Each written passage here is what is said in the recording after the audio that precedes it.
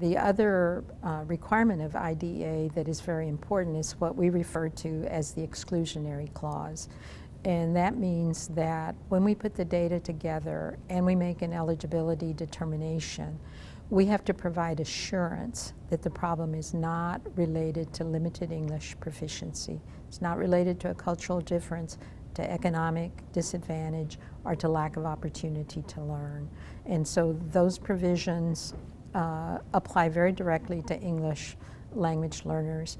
The limited English proficiency language is there, and so that's specific, but recognizing that most English language learners also have those cultural differences, economic influences at play, that's very important language. Once we have the assessment data, we have to bring together a team to look at that data and decide whether the student qualifies.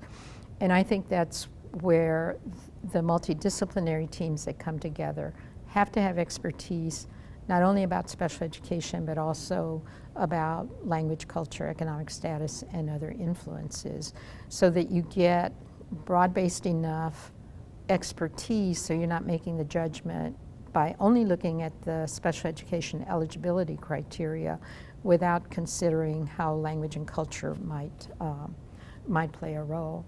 And one of the most important members on that team is the parent, because ultimately the parent has to confirm for us that the problem exists on a 24-hour-a-day basis, because that's what a disability is. It's not something that occurs in the school context and then goes away at the end of the school day.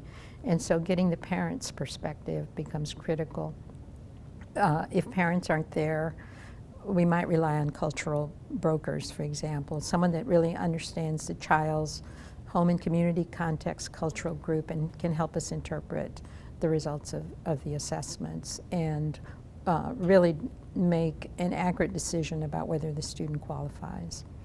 And after that, we have a really complex problem in that now we have, if the student qualifies, we now have a student with disability. So the people that develop the individualized education plan have to have the expertise to design a plan that addresses disability-related needs as well as the child's background characteristics.